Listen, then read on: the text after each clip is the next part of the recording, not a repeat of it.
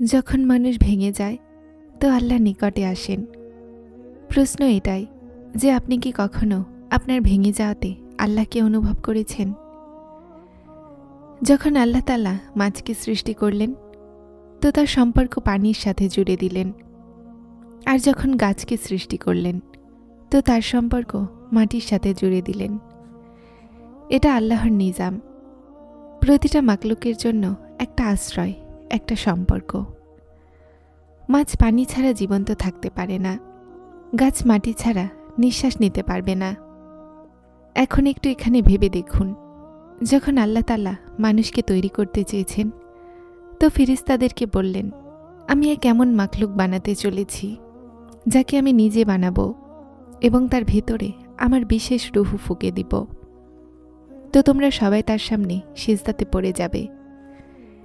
এখানে আল্লাহ এটা বলেনি যে আমি মানুষকে মাটির সাথে জুড়ে দিচ্ছি অথবা অন্য কোনো জিনিসের সাথে, বরং মানুষের আসল সংযোগ আল্লাহর সঙ্গে রেখেছেন।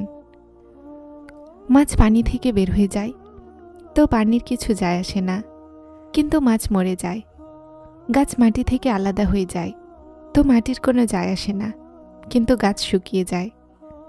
এভাবেই যদি মানুষ আল্লাহর স্মরণ থেকে দূরে সরে যায়, আল্লাহর থেকে তার সম্পর্ক দুর্বল করে নেয়, তো সে জীবন্ত হয়েও ভেতর থেকে মরে যায়। সে হাসে, বলে, চলে, ধন সম্পদও আছে, সম্মানও আছে, কিন্তু তার মনে শান্তি থাকে না, রুহে সতেজতা থাকে না, আর জীবন একটা বোঝা লাগতে লাগে। এটাই কারণ যে আজ অনেক মানুষেরাই বলে সব কিছু আছে কিন্তু মন খুশি নেই। আসল সমস্যা হলো এটাই, কানেকশন ভেঙে গেছে। মনে রাখুন, মানুষ যদি আল্লাহকে মানতেও অস্বীকার করে তো আল্লাহর কিছুই যায় আসে না। আল্লাহর শান শওকতে কোনো কমতি আসে না, লস বান্দার হয়। আল্লাহ তোমার শহরের চেয়েও বেশি নিকটে, আর তিনি বলেন তিনি তোমার মনে থাকা ওয়াসওয়াসাকেও জানেন। ভাবুন, মনের ওয়াসওয়াসা সেই কথা যা না মা জানে, না বাপ, না স্বামী। আমরা চেহারা দেখে আন্দাজ করে নিই যে হয়তো এই বান্দা চিন্তিত, কিন্তু মনের ভিতরে কি চলছে এটা শুধুমাত্র আল্লাহ জানেন। আল্লাহ এটাই বলেছেন, হে আমার বান্দারা, যখন সবাই নীরব হয়ে যাবে তো মনে রেখো আমি আছি। আর এই থাকাই ওই মানুষদের জন্য সবচেয়ে বড় শক্তি যারা ভিতরে ভিতরে ভেঙে যাচ্ছে। মায়ের পেটে যখন একটা মানুষ আসে তো মাও জলদি জানতে পারে না, না চোখ হয়, না কান, না হৃদস্পন্দন তৈরি হয়, না মস্তিষ্ক তৈরি হয়, আর তারপরও কাজ শুরু হয়ে যায়। আল্লাহর নিজাম নীরবভাবে কাজ করে। 3 থেকে 4 সপ্তাহে মাথা, হৃৎপিণ্ড, শরীরের হাড্ডি তৈরি হতে শুরু হয়ে যায়। 5 থেকে 6 সপ্তাহেই হৃদস্পন্দন এসে যায়। 18 থেকে 24 সপ্তাহে বাচ্চা শুনতে লাগে মায়ের হৃদস্পন্দন। তার প্রশ্বাসের আওয়াজ 26 সপ্তাহে শোনা যায়। সে আলোকে অনুভব করতে লাগে। তার হাতের নিশানি তৈরি হয়, এমন নিশানি যা পুরো দুনিয়াতে অন্য কারো হয় না। এই সব কিছু অন্ধকারেই হয়, নীরবভাবে, বিনা কোনো আওয়াজে। এটাই আল্লাহর শান, আর এটাই আমাদেরকে জীবনের শিক্ষা দেয়। কেননা আমাদের জীবনেও অনেক সময় সব কিছু অন্ধকারেই হয়। আমরা বলি কিছুই হচ্ছে না, আমার দোয়াগুলো কবুল হচ্ছে না, আমি অনেক চেষ্টা করছি কিন্তু ফলাফল পাচ্ছি না। কিন্তু বাস্তবতা হলো এটাই যে কাজ হচ্ছে, কিন্তু শুধু আমরা দেখতে পাচ্ছি না।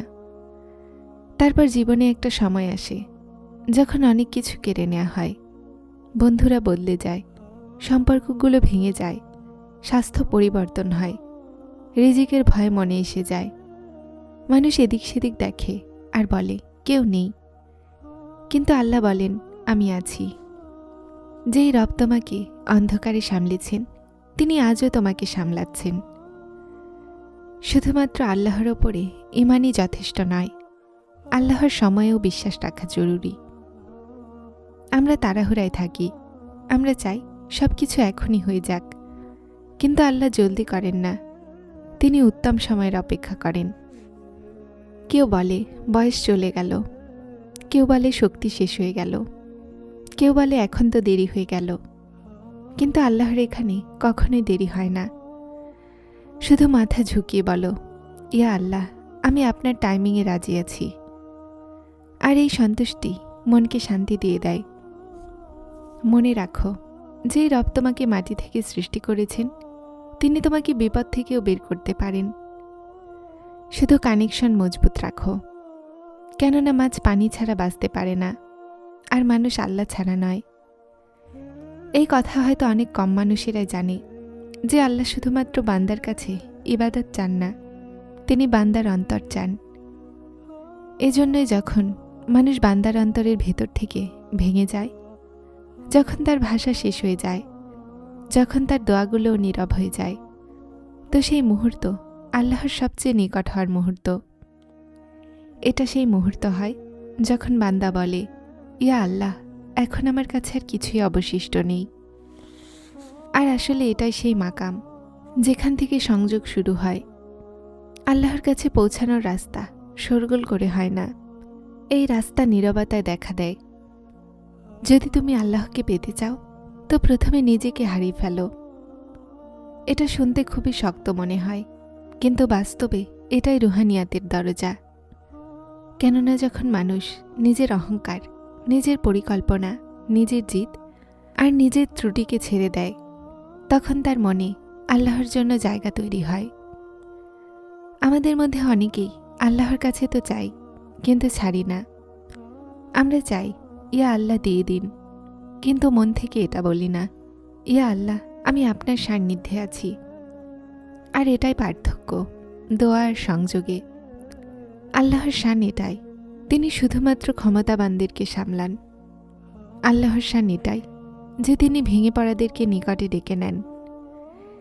এজন্য যাদের জীবন খুব সহজ মনে হয়, তারা অনেক সময় আল্লাহকে শুধুমাত্র নামেই জানে। আর যাদের জীবন সবর অপেক্ষা আর একাকিত্বে কেটেছে, তারা আল্লাহকে মন থেকে চেনে। অনেক মানুষেরা এই অভিযোগ করে যে আমরা নামাজ পড়ি, অনেক দোয়াও করি, কিন্তু তারপরও মন অস্থির কেন? এই জবাব খুব নরম, কেননা আমরা আল্লাহকে শিডিউলে রেখেছি, সম্পর্কে নয়। আমরা আল্লাহকে সময় দিয়েছি, মন দেইনি। এজন্য যখন জীবন শোরগোল করে, যখন মানুষেরা ছেড়ে চলে যায়, যখন পরিস্থিতি সাথ দেয় না, তো আসলে আল্লাহ বান্দাদেরকে নীরবতায় ডাকেন। এটাই সেই মঞ্জিল যেখানে মানুষ বলে যে সবকিছু শেষ হয়ে গেছে, কিন্তু বাস্তবতা হলো এটাই যে সবকিছু এখন শুরু হতে চলেছে। আল্লাহর শান এটাও যে তিনি বান্দাকে পরীক্ষা দিয়ে ভাঙেন না, বরং পরীক্ষা দিয়ে টেনে নেন। এটাই কারণ যে কিছু মানুষ কষ্টে থাকে, কিন্তু তাদের অন্তরে আজব একটা শান্তি থাকে। তারা কম বলে, কম দেখায়, কিন্তু কথা বলে তো মনে হয় এরা তারা যাদের সম্পর্ক আল্লাহর সাথে নীরবে হয়ে গেছে। যারা চ্যানেলটিতে নতুন এসেছেন, তারা হেদায়েত চ্যানেলটিকে সাবস্ক্রাইব করে আমার সাথে থাকুন এবং অবশ্যই ভিডিওগুলোকে লাইক শেয়ার করবেন। আসসালামু আলাইকুম।